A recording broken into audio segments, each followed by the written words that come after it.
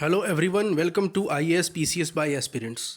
दोस्तों, यूपीएससी 2022 में आईपीएस के पद पर चयनित बजरंग प्रसाद सर की ये कॉपी है और हिंदी मीडियम के टॉपर थे ये। इनकी कॉपी से हम सीखते हैं कि हिंदी मीडियम में यूपीएससी में एक अच्छा आंसर कैसे लिखा जाता है। तो चलिए बात करते हैं। दृष्टि आईएएस से एसोसिएटेड थे और जो पहला प्रश्न है सबसे पहले हम उसकी ही बात कर लेते हैं। ये पूरी इनकी कॉपी है, आप देख सकते हैं। ये आपको कॉपी टेलीग्राम चैनल पे मिल जाएगी। तो चलिए बात करते हैं, सीखते हैं कि कैसे एक अच्छा आंसर लिखना है। और पहले प्रश्न के साथ शुरुआत करते हैं। चूँकि हिंदी मीडियम में है तो हिंदी में बात करेंगे। विधियाँ परिवर्तन की शक्तिशाली साधन सिद्ध हो सकती हैं, लेकिन जल्दबाजी में निर्मित विधियाँ मंशा अनुरूप कार्य नहीं करती और नेक मंशा से बनी विधियाँ अप्रभावी रही हैं।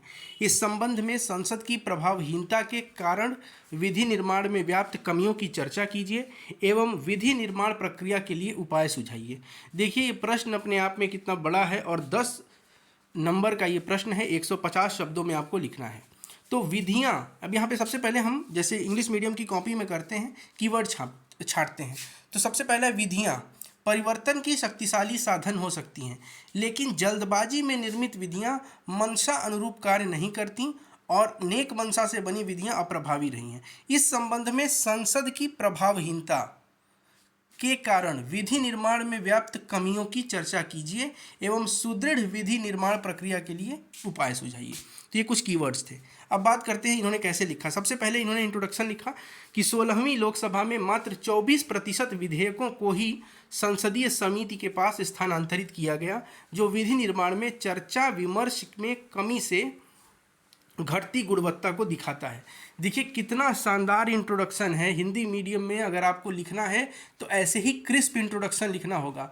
प्रश्न में जो पूछा है उसका डिमांड इन्होंने इंट्रोडक्शन में ही बता दिया कि 16वीं लोकसभा में मात्र 24% विधेयक ही हैं जो संसदीय समितियों के पास ट्रांसफर हुए हैं। ये बताता है कि जो विमर्श है, जो चर्चा है, वह कमी हो रही है उसमें और इसकी वजह से गुणवत्ता में भी कमी दिखने को मिल रही है। फिर संसद की प्रभावहीनता के कारण विधि निर्माण में क्या कमियां हैं। तो पहला है कि चर्चा में कमी। विधि निर्माण में क्या कमी है? विधि में कमी नहीं पूछा है, विधि निर्माण की प्रक्रिया में ही कमी पूछ रहा है। तो सबसे पहले चर्चा में कमी है। सामान्यतः संसद में जो सदस्य हैं उनके व्यवधान के कारण चर्चा में कमी हो रही है। दूसरा, संसद के जो सत्र हैं उसमें भी कमी हो रही है। लगातार संसद सत्रों की समयावधि में कमी आ रही है। कोविड की वजह से भी जो कमी आई थी वो भी इन्होंने मेंशन किया। फिर इन्होंने बताया कि पूर्ण बहुमत की सरकारों में विपक्ष के प्रति नकारात्मक पूर्वाग्रह है। जब पूर्ण बहुमत की सरकार बनती है तो इससे विपक्ष का जो प्रभाव है वो कम होता है, जिसकी वजह से चर्चाएं भी कम होती हैं और चर्चाओं के साथ साथ जो एक पॉजिटिव एटीट्यूड के तहत जो उसमें कमियां होती हैं उसको सुधार करने की जो कोशिश है वो भी कम हो जाती है। संसदीय समितियों को कम हस्तांतरण, 16वीं लोकसभा में 24%, ये इन्होंने एग्जाम्पल के साथ बता दिया, फैक्ट दे दिया। अब सुदृढ़ विधि निर्माण प्रक्रिया के उपाय क्या है? तो पहला है कि हितधारकों को शामिल किया जाए, मतलब जिसके लिए आप कानून बना रहे हैं उसको शामिल करिए। और देखिए कितना शानदार इन्होंने रेलेवेंट एग्जाम्पल दिया है कि हालिया कृषि कानून की असफलता। कृषि कानून जब बनाया गया तो उसमें अध्यादेश के तहत वो पास हो गया, लेकिन मतलब जल्दी जल्दी में उसको पास किया गया, लेकिन उसमें जो हितधारक थे, मतलब किसानों से राय नहीं ली गई, किसान संगठनों से राय नहीं ली गई, ये एक कमी है, इसको सुधार करना है। दूसरा, संयुक्त समितियों द्वारा विधिवत चर्चा होनी चाहिए। जैसे पूर्व सीजेआई रंजन गोगोई, इन्होंने एग्जाम्पल भी दिया कि राज्यसभा में विधिक लोगों का मनोनयन करना चाहिए, जो न्याय से संबंधित लोग हैं उनका मनोनयन।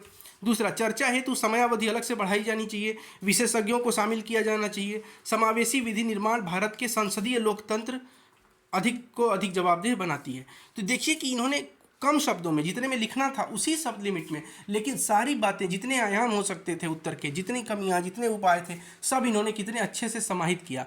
ये चीज़ एक दिन में नहीं आती है, ये कई आंसर्स लिखने के बाद, कई आंसर्स पढ़ने के बाद और विषय की ठोस जानकारी होने के बाद ही ये संभव है कि इस तरह से एक आंसर लिखा जा सके। तो ये आप इस कॉपी में समझ पाए। उसके बाद चलिए हम एक दो और जो डायग्राम्स वाली कॉपी हैं उनको भी देख के कोशिश करते हैं कि डायग्राम आपको कैसे बनाना है। तो प्रश्न है कि भारत की G20 अध्यक्षता की सफलता इस बात पर निर्भर करेगी कि भारत कितनी कुशलता से G20 में मौजूद अंतर को समाप्त करने के लिए रास्ते एवं साधन खोज सकता है और इसे साझा हित के मंच के रूप में रूपांतरित कर सकता है। टिप्पणी करिए।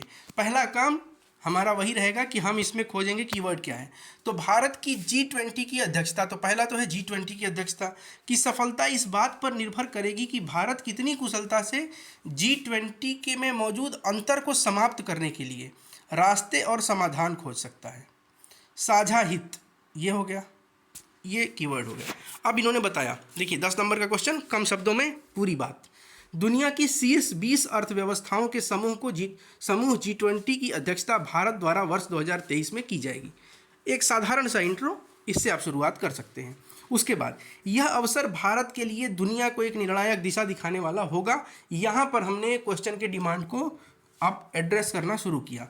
उसके बाद वर्तमान में वैश्विक परिदृश्य क्या है, इन्होंने एक ट्रायंगल के माध्यम से बताने की कोशिश की। सबसे पहला इन्होंने बताया कि बढ़ती हुई महंगाई, अब ये कैसे है, तो कोविड के माध्यम से बताया कि कोविड के पश्चात रिकवरी में बढ़ी मांग एवं वस्तुओं की कीमत बढ़ने से हुआ। फिर इन्होंने यहाँ पे दे दिया कि भारत और यूरोप वगैरह प्रभावित है, सभी इससे प्रभावित है। फिर रूस यूक्रेन युद्ध, इन्होंने बताया कि संप्रभुता की चुनौती है, रूस पर प्रतिबंध है, तेल आपूर्ति में कमी और दुनिया में बढ़ती महंगाई। एक पूरा सीरीज ऑफ इवेंट इन्होंने दिखा दिया है। यहाँ पे आप देखेंगे तो सीरीज ऑफ इवेंट दिखाया कि रूस पर प्रतिबंध, उससे तेल आपूर्ति में कमी, उससे दुनिया में बढ़ती महंगाई।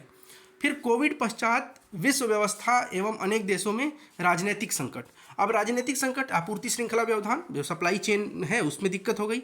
उसके बाद म्यांमार हो गया, अफगानिस्तान हो गया, श्रीलंका हो गया, अफ्रीकी देश हो गए, इनमें राजनीतिक संकट हो रहे हैं, पॉलिटिकल इंस्टेबिलिटी हो रही है। अभी तो आप बांग्लादेश भी देख सकते हैं, 2-3 दिन में बांग्लादेश पे भी ये सब चीज़ें घटनाएं घटी हैं।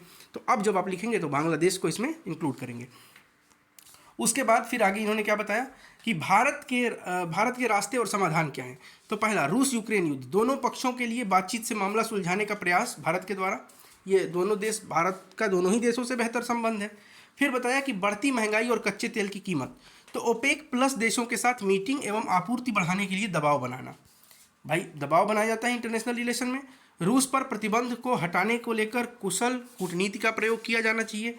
उसके बाद आतंकवाद और जलवायु परिवर्तन, डेटा स्थानीयकरण, कृषि आदि को लेकर नेतृत्व की भूमिका है भारत की।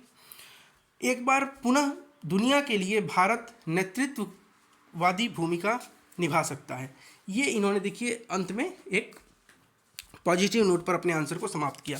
तो बजरंग सर की इस कॉपी से हम क्या सीखते हैं? बजरंग सर की इस कॉपी से हम सीखते हैं कि कैसे करंट के पॉइंट्स को या अपने फैक्ट को इंक्लूड करके इंट्रोडक्शन को क्रिस्प बनाया जाए और क्वेश्चन की डिमांड इंट्रोडक्शन से ही पूरी होती हुई दिखे, कि इंट्रोडक्शन आपका ऐसा हो कि क्वेश्चन में जो पूछा है परीक्षक को वही 2 लाइन पढ़ के लग जाए कि इस व्यक्ति ने क्वेश्चन समझ लिया है और अब उसके डिमांड के अनुरूप ये आगे आंसर लिखने की भूमिका बना रहा है।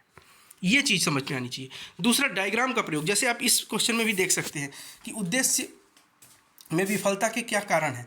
तो किसी क्वेश्चन में तो ये देखिए इन्होंने कैसे डायग्राम बनाया है यहाँ पे। उसके बाद से आप और भी चाहें तो देख सकते हैं कि पॉइंट फॉर्मेट में आंसर है। फिर इन्होंने इस तरह के डायग्राम यहाँ भी एक बनाए हैं, तो यहाँ से भी आप सीख सकते हैं। तो डायग्राम का प्रयोग इन्होंने काफ़ी सही मात्रा में किया है और जहाँ जहाँ ज़रूरत हुई है वहाँ फैक्ट भी लिखे हैं। जैसे संवैधानिक, जैसे ये प्रश्न है कि सहकारी संस्थाओं से संबंधित, तो सहकारी संस्थाओं की संवैधानिक स्थिति क्या है? आर्टिकल 19 का 1 क्लॉज सी, 43 का बी, पार्ट 9 बी, ये सब इन्होंने बताया। सहकारी समितियों की क्या भूमिका है, ये भी डायग्राम से बताया। मतलब कम शब्दों में लिखने का सबसे आसान तरीका क्या है कि आसान तो कुछ नहीं है, मगर तरीका एक है कि आप डायग्राम का प्रयोग करें, फैक्ट का प्रयोग करें और आपकी पढ़ाई उस लेवल पे होनी चाहिए, आपके आंसर्स की प्रैक्टिस उतनी होनी चाहिए ताकि आप इस लेवल पर पहुँच पाएँ। बहुत बहुत धन्यवाद। ये टेलीग्राम चैनल पे आपको कॉपी मिल जाएगी।